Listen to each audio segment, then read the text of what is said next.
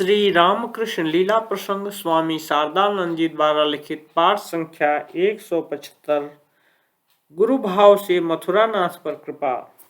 श्री रामकृष्ण देव के सौंदर्य से संबंधित एक घटना तथा उनका दीन भाव। एक बार कामारपुकुर से जयराम बाटी तथा सिउड़ जाने की व्यवस्था हो चुकी थी। सर्वदा भाव समाधि में मग्न रहने के कारण श्री रामकृष्ण देव का शरीर बालक तथा रमणी की तरह कोमल तथा सुकुमार बन गया था।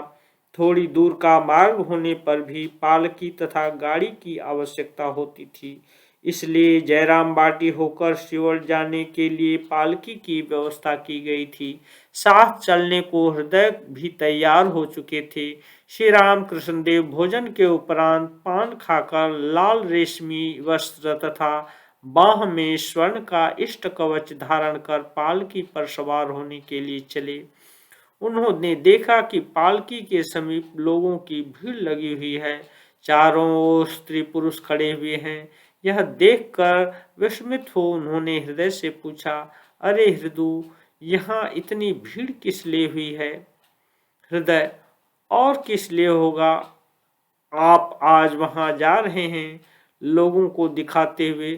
कुछ दिनों तक इन लोगों को आपके दर्शन नहीं होंगे, इसीलिए आपको देखने के लिए इतनी भीड़ हो गई है।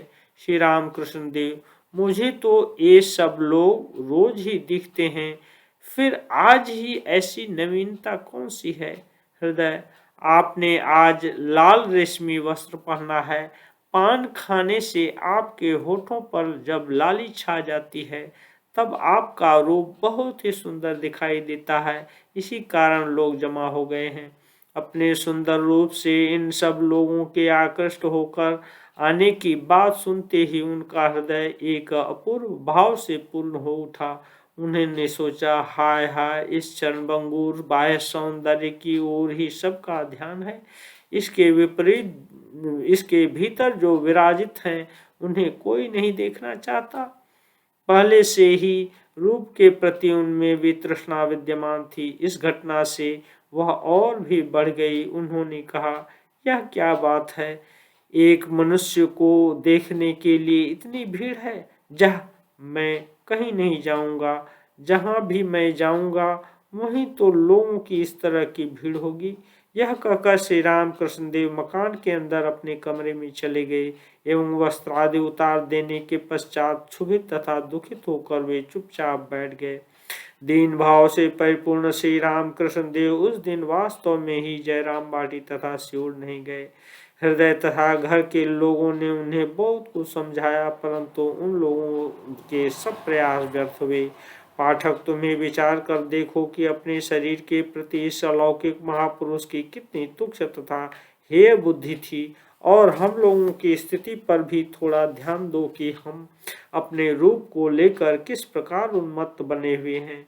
उसे घसने रगड़ने, दर्पण, कंघी, साबुन, एसेंस, पोमेड आदि जुटाने में हम किस तरह लगे हुए हैं तथा पाश्चात्यों का अनुकरण करते हुए इस हाड़ मांस के पिंजड़े पर नित्य प्रति भ्रांति को अतिशय रूप से बढ़ाते हुए एकदम विनाश की ओर अग्रसर होने के लिए कैसे छटपटा रहे हैं। शुद्ध स्वच्छ होकर पवित्र भाव में पूर्ण रहना एवं पूर्वोक्त प्रकार का आचरण करना, ये दोनों क्या एक ही बात है? अस्तु, अब हम जान बाजार के पूर्व वृत्तांत पर पुनः आ जा रहे हैं। श्री रामकृष्ण देव की समाधि भंग करने के निमित्त जगदम्बा दासी की कुशलता। श्री जगदम्बा की संध्या आरती आरंभ होने वाली थी, किंतु श्री रामकृष्ण देव का वह भावावेश त्यों का त्यों बना हुआ था। मथुर बाबू की पत्नी श्री जगदम्बा दासी उन्हें किसी तरह स्वस्थ कर घर की अन्य महिलाओं के साथ आरती दर्शन के निमित्त जाना चाहती थी, किंतु श्री रामकृष्ण देव के भावावेश के उपशम होने के चिन्ह न देखकर उन्हें उस स्थिति में वहां अकेले छोड़ जाना अनुचित समझकर वे अपना कर्तव्य निश्चित न कर सकी। उन्होंने सोचा, अब क्या किया जाए? इनके समीप जिसे भी छोड़कर मैं क्यों न जाऊं? आरती का वाद्य बज उठते ही वह अवश्य ही उस ओर दौड़ जाएगी। साथ ही भाव विवल होने पर बाबा के लिए स्वयं अपने को संभालना संभव नहीं है। एक बार इसी तरह बाह्य चेतना रहित अवस्था में अंगाप पर गिर जाने के कारण के पश्चात भी उन्हें होश नहीं हुआ था। तदनंतर कितने दिन तक विभिन्न चिकित्साएं हुई और तब कहीं वह घाव ठीक हो पाया था। उन्हें अकेला यहाँ छोड़ जाने से इस आनंद के अवसर पर यदि कदाचित वैसा कोई विपर्य उपस्थित हो गया तो क्या होगा, और तब मेरे पति ही क्या कहेंगे। इस तरह जब वे नाना प्रकार की चिंता करने लगी, उस समय अकस्मात उन्हें एक उपाय सूझा। शीघ्रता से के साथ अपने बहुमूल्य आभूषणों को निकालकर बाबा को पहनाते हुए उनके कान में बारंबार कहने लगी, बाबा चलिए न, माँ की आरती होने वाली है, माँ पर आप चमन डुलाएंगे नहीं। समाधि से श्री राम कृष्ण देव की साधारण स्थिति में उतरने की रीति शास्त्र सम्मत थी। भावावेश से श्री राम कृष्ण देव चाहे कितने ही बाह्य चेतना रहित क्यों न हो, जिस मूर्ति का भाव जिस मूर्ति या भाव में उनका मन समाधिस्थ होता था तथा उसके अतिरिक्त और सभी पदार्थ व्यक्ति तथा भाव संबंध से उनका मन चाहे जितनी भी दूर क्यों न पहुंच गया हो, किंतु सर्वदा ही यह देखने में आया है कि उस मूर्ति का नाम या उस भाव के अनुकूल किसी बात का उच्चारण उनके कान के पास 2-4 बार करते ही उनका मन उस ओर आकृष्ट होने लगता था तथा उस विषय का उन्हें बोध हो जाता था। एकाग्रचित्त व्यक्ति का नियम तथा आचरण इसी प्रकार का होता है। यह बात महामुनि पतंजलि आदि के योग शास्त्र में विस्तार पूर्वक भले ही न हो, फिर भी साधारण रूप से लिपिबद्ध है। अतः शास्त्रीय ज्ञान संपन्न पाठकों के लिए श्री राम कृष्ण देव के इस प्रकार आचरण की बातों को समझने में विलंब न लगेगा, और जिनको महान पुण्यों के फलस्वरूप अपने जीवन में किंचन मात्र भी चित्त की एकाग्रता का अनुभव प्राप्त हुआ है, वे और भी सहज में इस बात को समझ सकेंगे। अतः अब हम वास्तविक घटना का वर्णन करेंगे। सखी भाव से श्री राम कृष्ण देव का दुर्गा माई को चवन डुलाना। मथुर बाबू की पत्नी की बातें श्री राम कृष्ण देव के कान में प्रविष्ट हुई। तत्काल ही वे कुछ स्वस्थ हो अर्ध बाह्य दशा में आनंद से प्रफुल्लित होते हुए उनके साथ चल दी।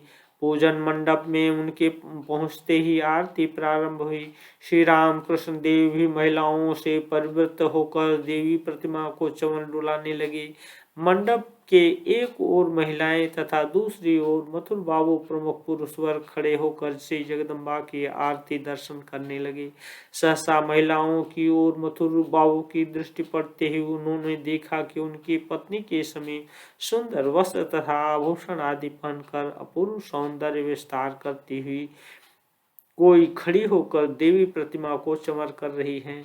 बारंबार देखकर भी जब वे यह समझ नहीं पाए कि वे कौन हैं, तब उन्होंने सोचा कि संभवतः किसी श्रीमान की गृहिणी जिनसे उनके पत्नी का परिचय है आमंत्रित होकर आई है। आरती समाप्त हुई। अंतपुर की महिलाएं श्री जगदम्बा को प्रणाम कर यथास्थान चली गई तथा अपने अपने कार्य करने लगी। श्री राम कृष्ण देव भी उसी अर्धबाह्य दशा में मथुर बाबू की पत्नी के साथ भीतर चले गए तथा क्रमशः संपूर्ण स्वाभाविक स्थिति को प्राप्त कर आभूषण आदि उतारने के पश्चात जहाँ पुरुष वर्ग बैठे हुए थे वहां आए एवं विभिन्न धार्मिक प्रसंग की चर्चा करते हुए से दृष्टांत उन करते हुए सदृष्टांत उन विषयों को सरल रूप से समझाते हुए सबका चित्त आकर्षण करने लगे। आरती के समय श्री राम कृष्ण देव को उस स्थिति में पहचान न पाने के कारण मथुर बाबू का प्रश्न।